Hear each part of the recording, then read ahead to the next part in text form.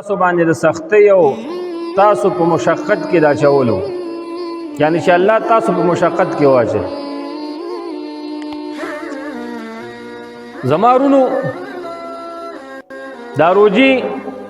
چې کله فرض شولې په دې کې لږ غوندې عدلون بدلون هم راغلی دی. اوله کې خو چې روجي فرض شوي وي نو هغه د رمضان المبارک نه وي. بیا د رمضان المبارک روجي چې کله فرض شولې په 15 د شعبان باندې په 2 هجري کال باندې په 15 د شعبان باندې په مدینه منوره کې به روجي د رمضان دا فرض شولې. نو اول فرضیت د دې داسې و چې روجه به دې ونیوله او ماښام به راغی روجه به دې ماته کړه نور پرېوتو سره، خو چې کله به ته د ماښام نه وروسته اوده شوي سترګې به دې پټې شوي او بیا به د خوبه پاڅېدي بس تا به ډایرک روجه شروع شوله. اوس مثلا یو سړي به روجه ماته کړه د ماښام د اذان نه وروسته او ده غوښتل چې راځه د ماښام د دې اذان نه وروسته د ماسخوتن د مونځه پورې لږ خوب وکړه یا غیر اختیاري ته به اوده شولې. چې څنګه به اوده شو او ته به بیرته 2-3 منټه 10 منټه بعد را پاڅېدي بس تا به بیا روجه شروع شوله. ان تر سبا بیا د نور د پرېوتو پورې به روجه وه. دا ډېر تکلیف و. دقه رنګې نکاح پکې مکمل بنده وه. الله جل شانه د هغې اجازه م ورکړه. الله جل شانه بیمارانو ته د روجې د خوراک اجازت ورکړه. که بیمار ټیک شو نو بیا به روجه نیسي، او که داسې بیماري وه چې هغې د ټیک کېدو اړو توقع ونه او یا بیمار ته مرګ راغی نو وصیت به کوي چې ما 10-20 دیش روجې خوړلې دي فدیه ورکوي. دقه رنګې هغه ښځې چې ماشومانو ته پی ورکوي او د دې د روجې نیولو د وجې نه په ماشوم کې کمزوري راځي، ماشوم مرګ سره مخ کېږي، دې ته داسې تکلیف واقع کېږي دې ښځې ته چې ماشوم ته پی ورکوي چې د برداشت نه بار دی شریعت وایي روجه وخوره او بیا به قضایي خامخا راوړي. همدې صاحب سره یو ښځه ده او د هغې ماشوم دی حامله ده او هغې ته دومره مشقت او تکلیف په دې روجې نیولو باندې رسي چې د هغې ماشوم چېرته ضایع نه شي او یا دې ته دومره د برداشت نه ډېر مشقت او تکلیف رسي نو دا هم روژه خوړی چې بیا به یې قضایي راولي چې ټیک شوله. همدقه رنګې یو څوک بیمار دی، شوګر دی، بله څه غټه بیماري ده او ډاکټر ورته وویل که ته چېرته روجه نیسي او ډاکټر مسلمان او د روجې او د مونځ پابند و چېرې ته روجې مه نیسه ځکه ستا تکلیف سیوا کېږي، بیماري د روجې نیولو سره زیاتېږي. نو بیا دغه بیمار به روجه نه نیسي او چې ټیک شو قضایي به راولي، که ټیک نه شو نو بیا به د هغې روجې فدیه به ورکوي. مسافر په سفر باندې لاړ نو هغه ته شریعت د روجې خوراک اجازه په قرآن عظیم الشان کې ورکړې ده. بیمار ته او مسافر ته چې روجه یې وخوړله د سفر په دوران کې نو پروا نه کوي دا دی چې د سفر نه راستون شو بیا دې قضایي راولي، قضایي پې فرض ده. څنګه چې په چا باندې روجې نیول فرض دي همدغه رنګې پې بیا قضایي فرض ده. خو یاد ساتئ که چا بغیر د عذر نه د رمضان المبارک یوه روجه وخوړله بغیر د عذر نه نو رسول الله صلی الله علیه وسلم فرمایي چې د ده نه د ټول عمر روجې بیا الله نه قبلوي که ټول عمر روجه د یوې روجې په بدل کې ونیوله. دا د رمضان المبارک روجه د دې خپل خصوصیت دی، د دې زمانې د دې وخت خپل برکات دي، د دې خپل عزت دی. الله ورته عزت دی زمانې ته د رمضان المبارک میاشت ته ورکړی چې دا ستا نه بې روجې تېره شوه بغیر د عذر نه که ټول عمر روجې ونیسي. رسول الله صلی الله علیه وسلم فرمایي بیا الله جل شانه تا ته هغه اجر او ثواب د دې یوې روجې چې رمضان المبارک کې تا نیوله هغه اجر او ثواب تا ته په دې ټول عمر روجو باندې بیا نه میلاوي. نو احتیاط به کې داسې نه چې په ګوته باندې دې درد دي ګوته دې زخمي ورته وایي چې زه بیمار یم روژه خورم. دا معمولی مشقت په روژه کې دا خو هر چا ته رسي، بیا خو روژه پاتې نه شوه. د سر درد دا بیماری نه ده، دا خو عموما چې سړی وږی شي، چای پرېږدي، نسوار پرېږدي، سګرټین پرېږدي، د قرنګې د ناشتې عادي خلک، د تورو چایو عادي خلک، د شنو چایو سره عادت خلک، هغوی چې خامخا د سحر نه ماښامه پورې دغه خپل عادت پوره نه کړي، نو په سر به درد هم راځي، د قرنګې معده به سوځي، معده باندې به درد هم راځي، هډوکي به سستېږي، هډوکي به درد کوي، بدن به سستېږي. نو پروا نه کوي دغه بیماري نه ته وایي چې نه زما بدن چې دی سست شوی دی او زه روژه نه نیسم، یا په سر مې درد دی او زه روژه نه نیسم، او یا هډوکي مې درد کوي او زه روژه نه نیسم، معده مې سوځي، معده مې خوږېږي، زه روژه نه نیسم. نه، دا د روژې عذرونه نه دي. که په دې وخت کې چا روژه وخوړله ګناهګار دی، او که ټول عمر یې بیا قضایي راوړه هم، نو دغه اجر او ثواب به ورته نه میلاوي. زما وروڼو، الله جل شانه دا دین انتهایی درجه آسان کړی دی، خو ځینې خلک چې بیا متشددین د رسول الله صلی الله علیه وسلم فرمایي چې دا دین آسان دی، خلکو ته بشارت ورکوي، د اسانتیا طریقې ورته وښیوئ، دین سختوئ مه چې د ځان نه دین سختوئ. رخصتي یو عزیمتي، په رخصت باندې الله جل شانه چې عمل پیو کې خوشحالیږي، په عزیمت باندې هم خوشحالیږي. اوس الله جل شانه مسافر ته د 4 رکعاتو فرض په ځای د 2 رکعاتو د مونځ اجازت ورکړی او حکم یې ورته کړی. بلکې امام ابو حنیفه رحمه الله فرمایي چې یو سړی مسافر دی او د 4 رکعاتو په ځای باندې 2 رکعاته مونځ وکړه، دا یې د ثواب کار وکړه. خو چې همدغه مسافر ځان نه متشدد جوړ کړي، دین کې ځان نه سختی کوي چې یاره نه زه بس 4 رکعاته کوم. امام ابو حنیفه رحمه الله فرمایي چې دا 4 رکعاته مونځ د ده نه په سفر کې قبول هم نشو، دا پې ګناهګار دی، د ګناه کار وکړه. ولې د الله جل شانه د اسانتیا نه د فایده وانغستله. یلکه د الله حکم دی چې 4 وکړه، دقلته بیرته د الله حکم شو چې 2 وکړه، نو خو تا خو د الله په حکم باندې عمل وکړه، نو ثواب به دې ولې کمي؟ زما په خبره پوهېږئ؟ د الله حکم دی 4 وکړه، د الله حکم شو 2 وکړه، پس د الله حکم ته غاړه کېده 2 کوه.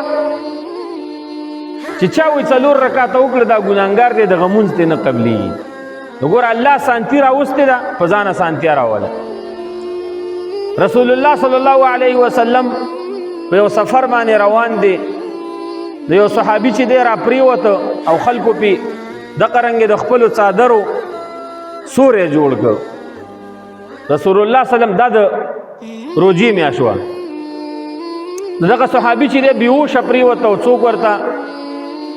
اخته موږي او چا پې سوری کړی، څوک پې اوبه ورچې. رسول الله صلی الله علیه وسلم تپوس وکړ چې دی مسلمان باندې څه چل شوی،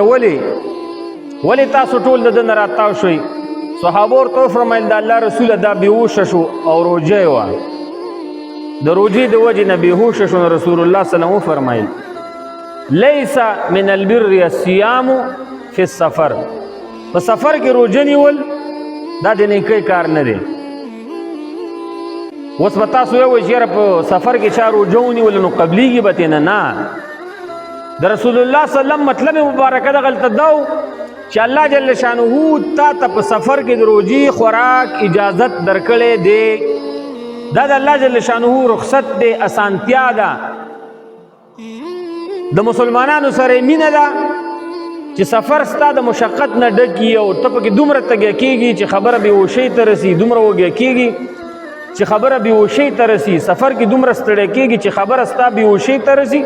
نو روژه وخوره، دې وخت کې په رخصت باندې عمل وکړه. اوس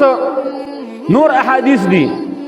چې رسول الله صلی الله علیه وسلم سره موږ په سفر روانو، صحابه کرام فرمایي څوک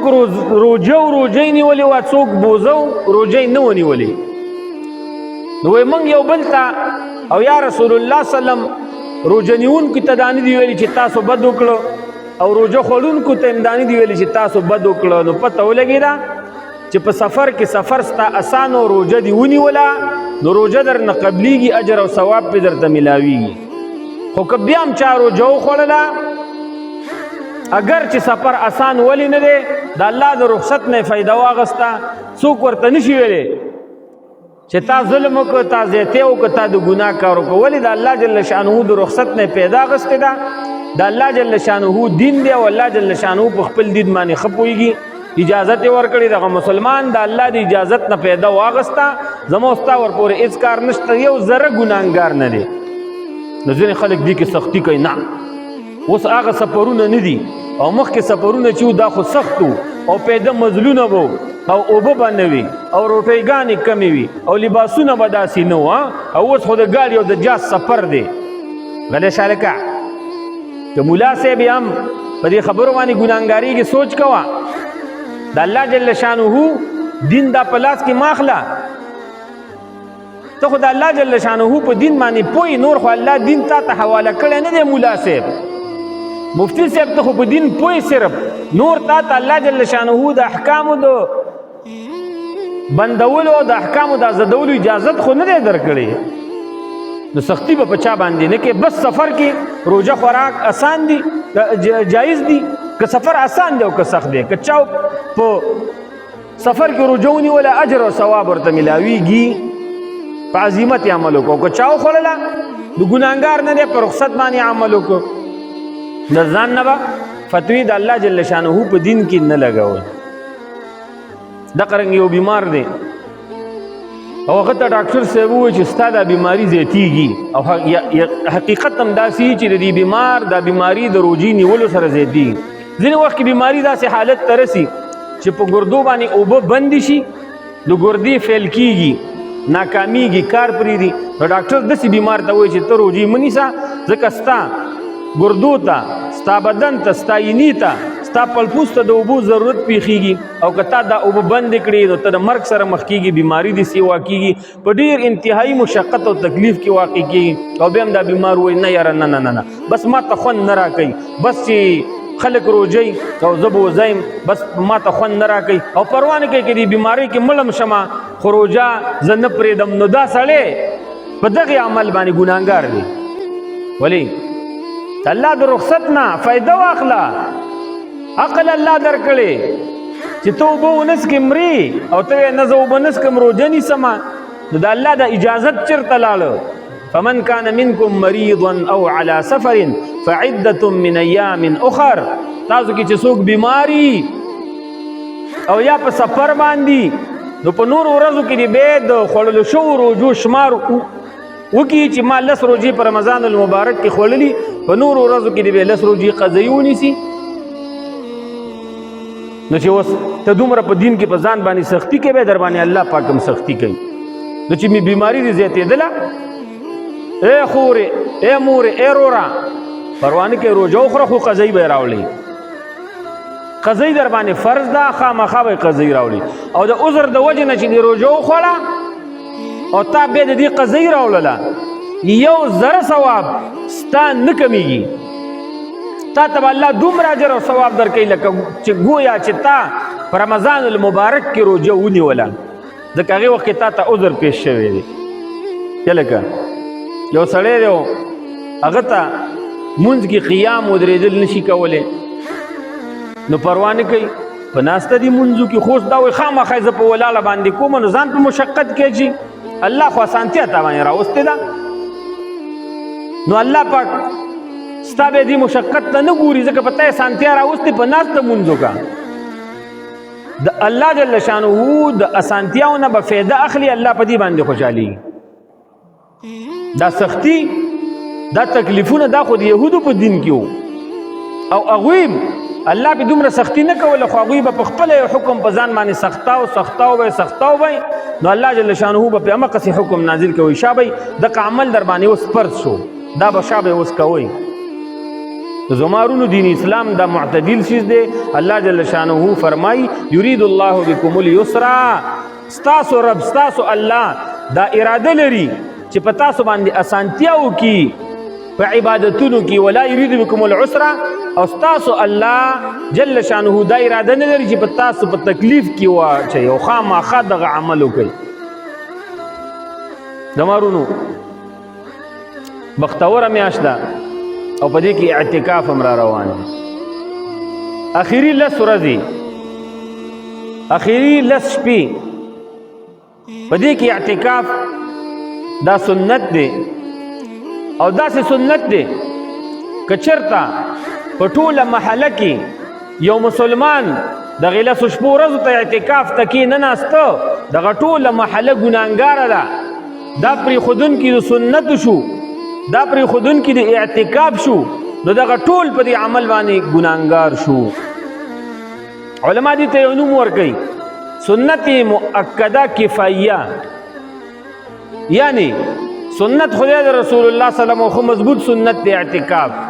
خو که په ټوله محله کې یو سړی کېناسته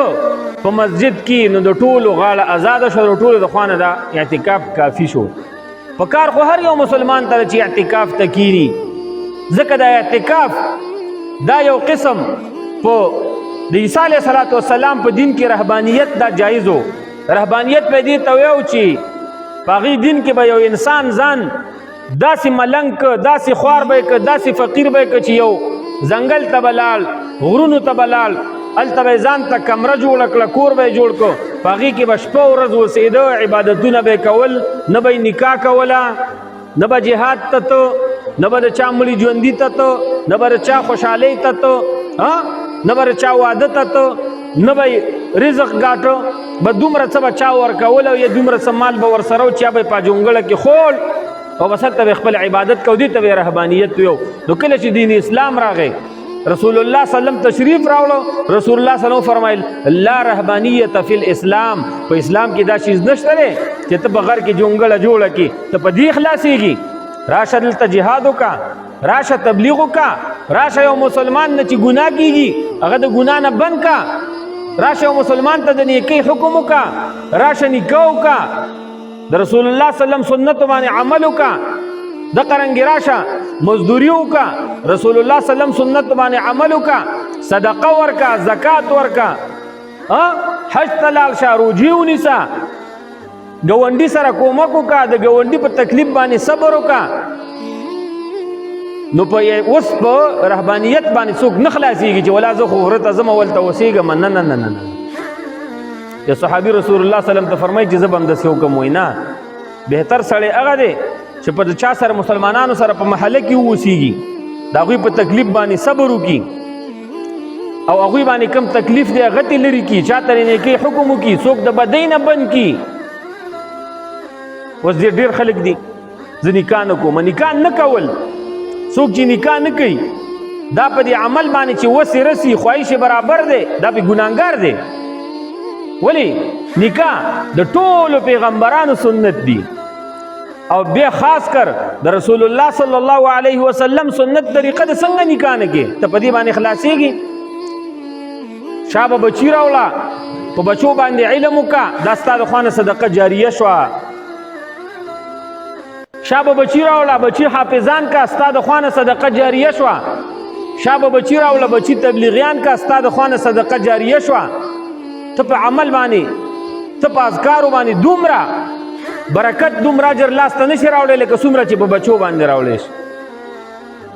رسول الله صلی الله علیه وسلم فرمایي چا چې دوه لونه راوړلي او د هغې صحیح تربیت یې وکړه واده یې کړلي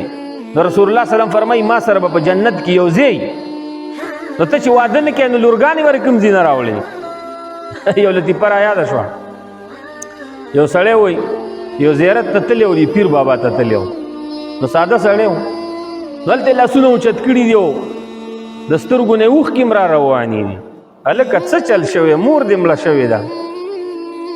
خو سړی جالي او د سترګو نه اوښکې را روانې دي او بس دا دعاګانې کوي یا الله بس یو زوی در نه غواړم بل مې څه هم نه دي په کار نه مې لور په کار ده نه مې پیسې په کار دي نه مې ګاډي په کار دي یو زوی در نه غواړم نو ډېر وخت دغه سوالونه کوي دي او مسلمان پرې رحم راغلی هلکه ماما وایي ډېر وخت نه جاړې او غټې غټې اوښکې دي رڼې را روانې دي څه چل شوی دی بچي دي نشته وایي بچي مې نشته وایي وروره واده دې کړی مړه وایي چې واده مې کړی وی نو وایي بیا پکې پیر بابا ته څه ضرورت و واده مې نه دی کړی او د خدای نه یې غواړم واده مې نه دی کړی او د خدای نه زوی غواړم نو داسې چل به کې چې کله تا واده وکړو لونه دې راوړي نو بیا به د رسول الله صلی الله علیه وسلم سره یو ځای په جنت کې نو په وچه باندې خلونه څوک نه شي غوښتلی. نو واده دا د ټولو انبیاو سنت دي. هغه ځوان قسم دی زه هغه ځوان ته بهادر او نر ځوان ویم چې هغه د واده خواهشمند دي. یاد ساته رسول الله صلی الله علیه وسلم فرمایي اذا تزوج العبد، کله چې یو مسلمان کله چې یو انسان واده وکړي، مسلمان بنده واده وکړي، فقد استکمل نصف الدین، د خپل نیم دین برابر که. دین دو حصې شو، مکمل په منځ باندې نیم کا. دغه مسلمان د واده سره نیم دین دا وګاټه، دای برابر که، په دې عمل وکړه. رسول الله صلی الله علیه وسلم فرمایي فتق الله فی نصف باقیه، دغه نیم دین چې د پاتې شو دې کې د الله نه ویریږي. دا ولې واده ته رسول الله صلی الله علیه وسلم نیم دین ویلې؟ په دې باندې ځان پوه کې ځوانانو. رسول الله صلی الله علیه وسلم فرمایي چا چې ماته که سړی دی او که ښځه د خپل شرمګاه ضمانت راکړه چې دا به زه په غیر شرعي لارو کې نه استعمالوم، دا به د ګناه په ځایونو کې نه استعمالوم، دا به د زنا په ځایونو کې نه استعمالوم، د خپل شرمګاه حفاظت ماته ځوان راکړه.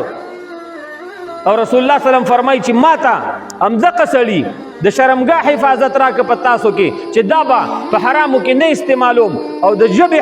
ضمانت یې راکړه چې دا به بغیر د ضرورت نه نه خوځوم، دا به په غیبت کې نه خوځوم، دا به په بهتان کې الله نه خوځوم دغه خپله ژبه، دا به په چا په تهمت کې نه خوځوم، دا به په کنځلو کې نه خوځوم. نو رسول الله صلی الله علیه وسلم فرمایي زه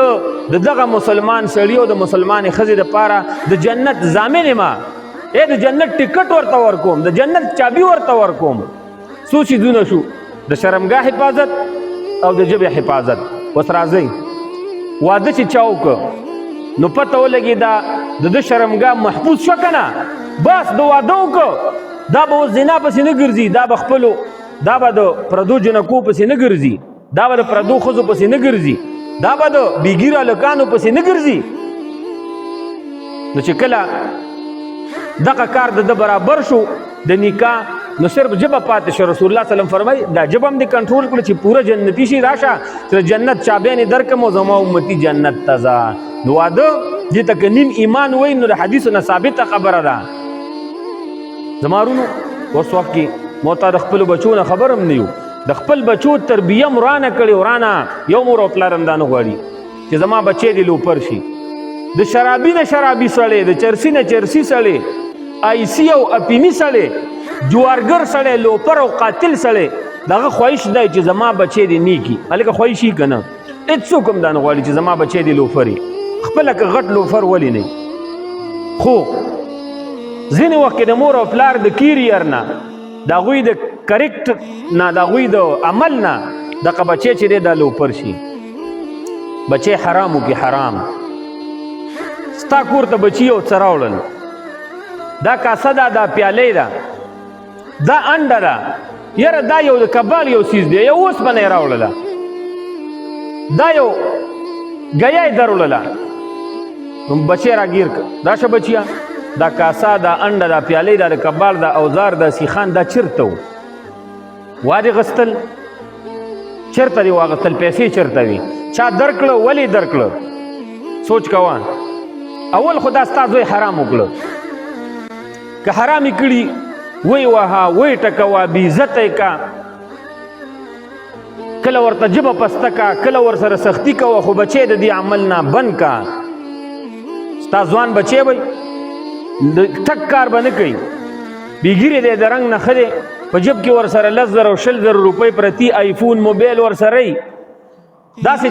څپلۍ او چپل استعمالوي چې په 6,000 او 10,000 روپۍ یو جوړه ده،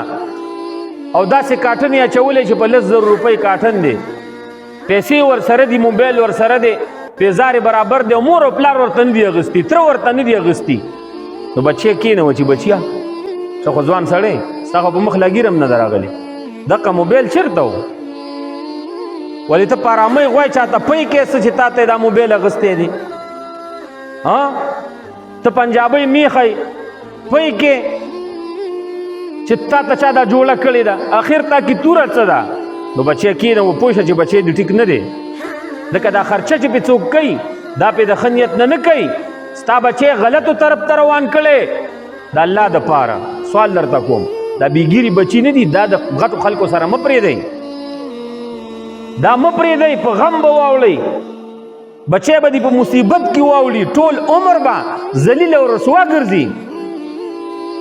نو خپل بچی را کنټرول کوي ښه ځان ته م ویم تاسو ته م ویم دا معاشره ګورئ ځوانان غلط طرف ته روان دي قسم دی د لوط علیه السلام د قوم عمل ګورئ داسې رایج شوی دی او دا رسول الله صلی الله علیه وسلم فرمایي زما امت دوی به داسې کارونه کوي لکه مخکیني ټولو امتونو چې کم د ګناه کارونه کړي دي حتی دومره به سره برابر راشي زما امت د نور امتونو سره په کارونو کې لکه یو چپاړه چې د بلې چپاړې سره برابر دی رسول الله صلی الله علیه وسلم فرمایي دا پیشنګویي شوې ده د خپلو بچو د خپلو لوڼو د خپلو زنانو حفاظت وکړئ ځان ته م ویم تاسو ته م ویم دغه پلار دوس دی بې غیرته دی چې دا غلور تللی ده سهار وتی ده او ماښام کور ته راغلی پوښتن چېرته تللی وي ولې تللی وي ترور کره تللی وم ماما کره تللی وم تره کره تللی وم بد دي کړي مه پرېږدئ خپلې لورګانې د کورونو نه بهر ستا تره ستا رور ستا د لور تره دی نو ستا د رور بچی او راره ستا د لور څه دی اگر دې د حیا تاسو ته ویم د حیا خیال ساتي نه ساتي ستا خورې ستا د لور څه خیال ساتي نه ساتي په دې باندې مه خفه کېږئ صفا خبرې درته کوم نه ساتي شرمۍ دي چې بله ورځ بیا ټوپک رالي او خورې ولي وراره ولي ګاونډي ولي هغه ښه ده او که نه خپل کور خپله لور خپله ښځه خپله ورېره دا کنټرول کړي د مارونو غیرتي سړی هغه دی غیرتي ځوان چې هغه خپلو خویندو ته غوسه کېږي چې چېرته تللی وي کوم خوا ځي څه چل شوی دی دغه پلانکې موږ کره ولې راغلی دی بلکل زما دقسې سړی خوښي چې بس هر وخت چې خپل لورګانو ښځې ته د مرچو په څټه باندې ناست دي به دا سړی مې خوښي بد اخلاقي به نه کوي خو د ښځې د هر یو ادا عمل تپوس کوه د لور د هر یو ادا د هر یو عمل تپوس یې کوه نو بیا به انشاءالله چې تا باندې څوک الزام نه لګوي څه مصیبت کې به نه واقع کېږي دشمنۍ کې به نه واقع کېږي ستا د لاسه به کوم مسلمان وجلی کېږي نو ولې تا خپل بچي کنټرول کړي نو خبر مې دا کوله چې بچي سره ستا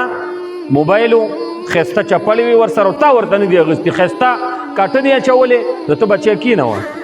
ورته ته انجینر یې څه شی ته څه بلای چې تا ته را موبایل چا اخیستی دی پلنکي خو چې تا ته یې اخیستی دی نو تا د ګناه په ځای کې استعمالوي بچیا هلې دا موبایل ورته واپس کوه هغه سړي ته به وویو چې ګورې بادي ګرځي زما بچي سره په یو لار په یو جومات کې په مونځ باندې ونه ګوره دغه سړي ته بچي ته ووایه چې جومات هم ورته بدلوه هجرت وکړه د دې کلي نه ځان وباسه په غم باندې اوړي په مصیبت باندې اوړي او ګناه څومره ده د لیواتت ګناه دا واورئ دا یو اهمه موضوع ده درته ویم په قرآن عظیم الشان کې الله جل شانه فرمایي چې د لوط علیه السلام قوم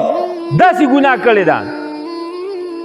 چې د دوی نه مخکې په عالم کې په انسانیت کې چا داسې د ګناه کار نه و کړی زناور هم د دې نه شرمېږي انسان خو لا پرېږده دا څومره ګنده او پلیت او مردار انسان دی د الله عرش د دې ګناه د وجې نه خوځېږي د الله عرش د دې ګناه د وجې نه خوځېږي الله خفه کېږي او الله عذاب دې خلکو ته څنګه ورکړي د لوط علیه السلام قوم چې کله په دې ګناه باندې واوښته په دې مردار فعل باندې نو الله جل شانه څه چلو کو تاسو ته پته شته قرآن عظیم الشان نه ثابته ده الله جل شانه دا کلی جبرئیل علیه السلام وزر لاس ورلاندې کړ وایي دومره یې اوچت که دا کلی چې د اسمان فرشتو د دوی د زناورو اوازونه اورېدل او د هغې خوا نه یې بیا را الټه که صدوم ښار غټ ښار و غټه علاقه وه او دا کلی الله جل شانه را الټه که سره د ښځو سره د ماشومانو سره د څاروو چې را الټه یې که یو خو دا عذاب شو د پاسه یې پې کاڼي وورول او د پاسه یې پې اور وورم ولې عمل یې کوو داسې عمل یې کوو چې په مخلوقاتو کې دا عمل چا کړی نه دی الله پې خفه کېږي او رسول الله صلی الله فرمایي من رأى منکم یعمل عمل قوم لوط په تاسو کې چې تاسو څوک داسې سړی ولیده چې د لوط علیه السلام د قوم عمل کوي فاقتلوا الفاعل والمفعول دا دواړه وایي مردار کوي لرې کوي صحابو داسې خلک وجلي دي چې ګیر کړي دي چا پې څوک وایي دیوال پې راوغورځوئ څوک وایي د غر نه یې راوغورځوئ، څوک وایي یو زوړ عمارت وګورئ بنګله هغه پې د پاسه راوغورځوئ، څوک وایي اور ته یې ورګزار کوئ، څوک وایي خپې او لاسونه ترې غوڅ کوئ، څوک وایي په توره یې ووهئ. صاحب ډېرې سختې سزاګانې دي ولې په دې عمل باندې الله سخت خفه کېږي. اوس خبرې ته راځم، ستا بچي ښایسته مزېداره ږیره والې ده او ځان یې سپین کړی، اوس خو کریمونه هم راوتلي. صاحب توره زنانه به چې بله ورځ یې وګوري بس ځان به یې داسې سپین کړی یې چې سم چمک به وایي. دا خو دا پوډر او دا شی نه راووتل نو دا بدرنګه لکان به خو دا کریم به وایي ځان به تک سپین کړي. ښه نو ستا لږ بېګیرې دی او بار ګرځي د غټانو خلکو سره او موبایل یو کپړې پیدا کړې ته بېغیرته چې تپوس نه کړې چې دا د کوم ځای نه رالي. تپوس دې کوه، پام کوه وګوره چې خپل بچی دا د غټانو سره هرګز پرې نه دی که اوسه پورې ګرځېده نو بس د الله نه بخښنه وغواړه د ځان دپاره د خپل زوی د بچو دپاره او د دې نه بعد یې قطعاً مه پرېږده. یا لکه دا څومره ګټه دوسي ده چې زما ستا بچی بېګیري او څوک روپۍ ورکوي او ما تا سترګې خړې کړو چې پروا نه کوي. راځه مړی یو 100 روپۍ ګټه خو راځي. وایي شریعت کې دوس څه ته وایي پوه شوې؟ شریعت کې دوس دغې ته وایي چې د هغه ښځه دا بد فعل کوي، د زنا فعل کوي. مثلا پښتو کې درته پردي سړي سره جوړه ده او د باندې خرچه کوي او بس د ځان چې دی ځان نه هغه اوده غوا جوړه کړې چې پروا نه کوي زه خو څه نه نیم خبر. دغه سړی دوس دی. د بجلیګر مولوي صاحب نه چا تپوس کړی وایي بجلیګر مولوي صاحب وایي دوس سره په سب کې مونځ کېږي او که نه وایي پخوا به خلکو ویل که نه دوس سره سب کې مونځ نه کېږي. نو هغه ورته ویله خو ټیک مسله وه. پخوا چېرته په کلي په علاقه کې به یو دوس و نو اوس خو هر سړی دوس دی. نو اوس وایي د یو دوس د بل دوس سره مونځ کېږي. لکه پخوا خو دوسان کم وو نو چېرته په محله کې به یو دوس و چلو که هغه سره دې مونځ نه کولې نو جومات به دې بدل کړی وي. نو اوس خو صاحبه ټوله محله بخښنه غواړم هر سړی اوس دوس شوی دی نو بس وایي د دوس سره مونځ کېږي ښه هغه پروا نه کوي. بجلیګر مولوي صاحب ته چا ویلي وایي رسول الله سلم خو به کنځلې نه کولې او تاسو چې وایي څنګه مسلې شروع کوي بیان شروع کوي یا په جلسه کې او یا په جنازګاه کې وایي دا ډایرکټ خلکو ته کنځل کوئ. بجلیګر مولوي صاحب سوچ کړی دی او دستي ورته ویلې خو ډېر حاضر جواب یو و رسول الله سلم ته به صحابه ناست وو وایي تاسو ما ته څوک ناست دی رسول الله سلم ته خو به صحابه ناست وو او وایي ما ته خو تاسو ناست دی او بس په هر یو کې چې دی 100 ګوتې دي نو مجبوره یې نه به درته کنځلې کوم. الله دې پرې رحم وکړي. ډېر حق ګو مولا او ډېر د الله ولی انسان وګوره ډېر بزرګ انسان بجلیګر مولوي صاحب. خو موږ پښتنو کې چې څوک کله مړ شي موږ یو دا مړه بس دا ډېر ښه سړی و. هلکه په ژوند باندې قدر وکړه، په ژوند پسې کنځل کې د خپل ملا پسې په ژوند باندې کنځل کې خو چې مړ شي و ډېر ښه سړی و. د پښتو متل دی و چې کوم زوی مړ شي د هغه سترګې غټي. د کومې ښځې چې یا لور مړه شوي یا زوی مړ شوی نو نورو بچو ته بیا څه وایي یاره وایي هغه ورور هم ډېر ښایسته و، غټې غټې سترګې وي او تک سپین مخ یې د سپوږمۍ غوندې او غټ غټ لاسونه او غټې غټې خپې وي. یاره وایي بس پهلوانو کا پاتې شوی وي. او که مایور هم چې مړه شوي یاره وایي دا خو تاسو ته نه وه. د هغې وایي سترګې هم غټې وي، خته یې هم ښایسته و او دغه رنګې وایي ډېره تکه سپینه وه او ښایسته وه. نو د پښتنو د کومې ښځې چې زوی لور مړه شي وایي د هغه سترګې بیا غټې. نو پښتنو کې چې څوک مړ شي نو هغه بیا عزتمند شي او چې کله ژوندی هغه غریب ذلیل او رسوا او بې غیرت او دوسي. نو د خلکو قدر وکړئ د هغه په ژوند باندې، د زوی د مور پلار قدر وکړه د هغوی په ژوند باندې، د ګاونډي قدر وکړه د هغوی په ژوند باندې، خپل مال صدقه که په خپل ژوند باندې. چې کله سړی مړ شو بس خبره ختمه شوله. زما وروڼو نو زما موضوع دا وه چې دین دا اسان دی او موږ تاسو په زوره په ځان باندې سخت کړی دی. د الله جل شانه د رخصت نه د دې نه به فایده اخلو. د احتکاف کې درته یو 2 خبرې کومه ټیم هم ختم دی. رسول الله سلم فرمایي و اعتکاف ته چې څوک کینی دا داسې دی چې دا خپل ګناهونه ختمی او سوځوي او دته الله جل شانه د ټولې دنیا انسانان چې څومره نیکۍ نه کوي او دا د اعتکاف د وجې نه دا نیکۍ نه بند شو نو دته الله جل شانه هغه نیکۍ نه لیکي. معتکف چې دی معتکف دا ګناهونه ختمی، اعتکاف ګناهونه ختمی او الله جل شانه ورته د نیکیانو هغه د نیکیانو بازار ورته الله جل شانه کولاوي هغه چاته چې اعتکاف ته کېناست. ډېر فضایل په حدیثو کې راغلي محترم. دا داسې ده لکه چې د بادشاه دلبار ته لاړ شي ستا ورسره کار دی او د هغه په دروازه کې ته کښېني. یو ورځ کښېني بادشاه راونووته ستا خبره یې ونه منله، په دویمه ورځ باندې ناستې باچا راونه وته ستا خبره ونه منله سوچ کوه په درېیمه ورځ په څلورمه په پنځمه لسو ته خبره ورسېده هلکه که دا باچا څومره سخت دلم دی راوبوځي هلکه ده خو زما دروازه نیولې ده یاره د ده دا کم حاجت چې دی دا پوره کول غواړي داسې لکه نه ده دغه رنګې ستا نه د چا سره بدو شولو او دا سړی څه خویه دی ورغلې ما ماپ کا بیا ورغلی خپله ما ماپ کا بیا ورغلی په جلاش ورته ما ماپ کا یاره په دې باندې نه شلو په دروازه کې ورته پرېوتلې او هلته په دروازه کې پروت او بس چې زه دې نه یم ماپ کړی زه به دلته پروت یم نو تا ته ویم دغه رنګې معتکف چې دی د الله جل شانه د دې کور دا دروازه یې نیولې ده دغه ګوډې نیولې الله بس زه د دې جومات نه لس ورځې نه وځم زما به ګناهونه هم معاف کې او زما جایز حاجات چې دي دا ټول به ته پوره کې بل اعتکاف چې محله کې یو کس کینه ناست ټوله محله پې ګناهګاره ده د سنتو پرېښودونکې ده څوک چې اعتکاف ته کینی تاسو ته سوال کوم چې هغه باندې خرچه کوئ اعتکاف ته یو غریب سړی کېناسته د هغه کور ته یو تروړه وړه واخله هغه ته یو ډبه یو لوټه غولي واخله د هغه بچو ته د کپړو انتظامات برابر کا هغوی ته چپلې برابرې کا هغوی ته سالن ورلیږه ښوروا ورلیږه سبزی ورلیږه ولې دغه څوک چې اعتکاف ته ناست دی ستا غاړه ازاده کړې ده او تا چې د اعتکاف والا باندې خوراکه وکړله داسې لکه ته چې اعتکاف ته کېناستې نو د هغه چې څومره اجر او ثواب کېږي ستا به هم کېږي وایي زه نشم کېناستې تجارت مې دی کاروبار مې دی بیمار یم کور کې مې څوک شته نه دی کور مې ځان لري راځه طریقه درته ښیم اعتکاف ته یو څوک کېنوه ورته چې ستا د کور د خرچې زه ذمهوار یم قسم دی چې د هغه څومره اجر او ثواب کېږي دغه عمر الله جل شانه تا ته درکوي اعتکاف ته به انشاءالله دې ځل ښه ډېر ځوانان چې دې ځانونه برابر کوي اعتکاف کې څه چل دی 5 وخته به مونځ ستا په جمع وي د قرآن عظیم الشان تلاوت به کې ذکر به کې د دین خبرې به اورې او د الله جل شانه په کور کې به سې به ناست دي د معتکف خوب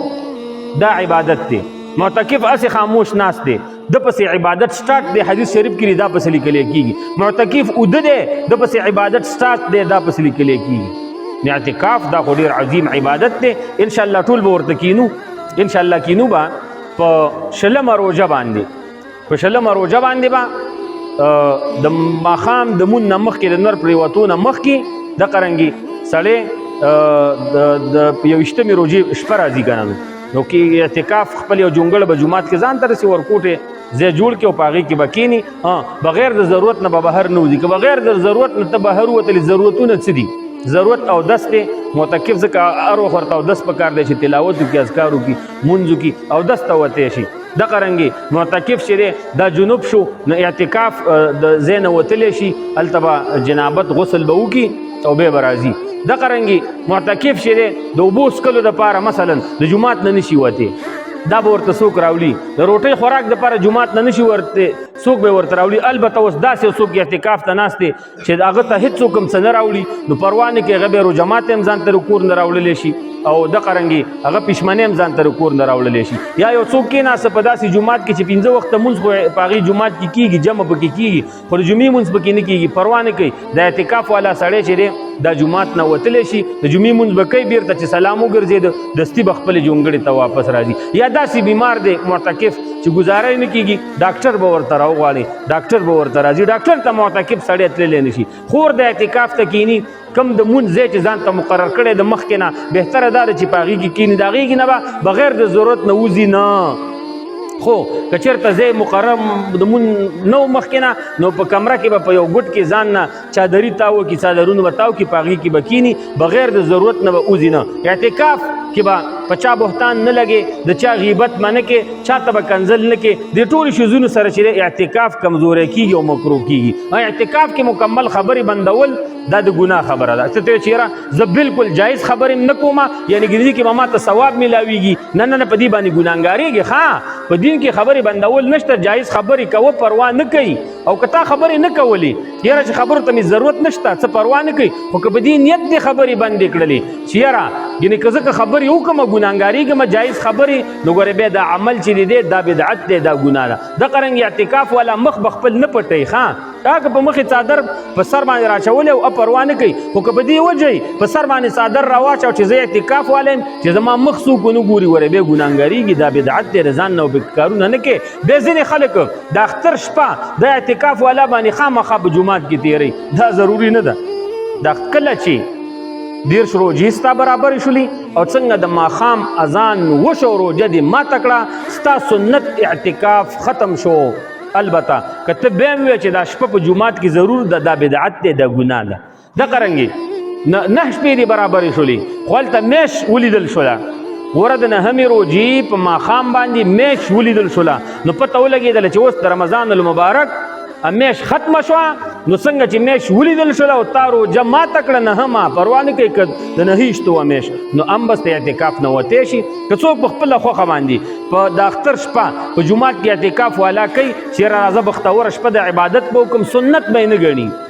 سنت به یې نه ګڼېږي چې دا شپه زما په جومات کې ضرور ده ګورې بیا پې ګناهګار دی او که په خپله طبع کې راشه عبادت به وکړم نو ټیک ده خو ضرور به یې نه ګڼي ځینې خلک اعتکاف والا باندې زور راوړي چې شابه دا شپه په جومات کې وکړئ او د اختر شپه ولې تا په جومات کې ونه کړه رسول الله صلی الله فرمایي چې څو شپې اعتکاف وکړئ 10 او ته 11 کې ته ځان نه کې ته خو د ګناه کار کې د بدعت کار کې د هغې خلکو خبره به نه منئ صرف د خپل ملا صاحب یا د مفتي صاحب خبرې ته به غوږ ږدئ بیا عمرګري چټ رالیږلی دی مفتي صاحب بر اسمان کې کومې ملایکې غوره دي ته خیر دی تپوس کولی شي تپوس جایز دی بر اسمان کې 4 مقربې فرشتي دي جبرائیل علیه صلات وسلام میکائیل علیه صلات وسلام عزرائیل علیه صلات وسلام اسرافیل علیه صلات وسلام دا مقربې فرشتي دي او دا الله جل شانه په خاصانو کې شامل دي البته ټولې فرشتي چې دي دې سره د الله جل شانه مینه ده او د دوی د الله جل شانه سره مینه ده فرشتي د ګناه کار نه کوي فرشتي ظلم نه کوي فرشتي دروغ نه وایي فرشتي په چا بهتان نه لګوي فرشتي غیبت نه کوي خو مقربې فرشتي او غټې فرشتي چې د هغوی درجه په نورو فرشتو باندې داسې اوچته ده لکه په موږ باندې چې درجه د پیغمبرانو اوچته ده هغه جبرائیل علیه صلات وسلام میکائیل علیه صلات وسلام اسرافیل علیه صلات وسلام او عزرائیل علیه صلات وسلام نورو فرشتو ذکر په حدیثو کې شته دی او برحال د دې 4 درجو ته یو فرشته هم نه رسېږي الله دې ول ماته د تاسو ته د څو خبرو باندې عمل کولو توفیق را نصیب کړي واخر دعوانا الحمد لله رب العالمین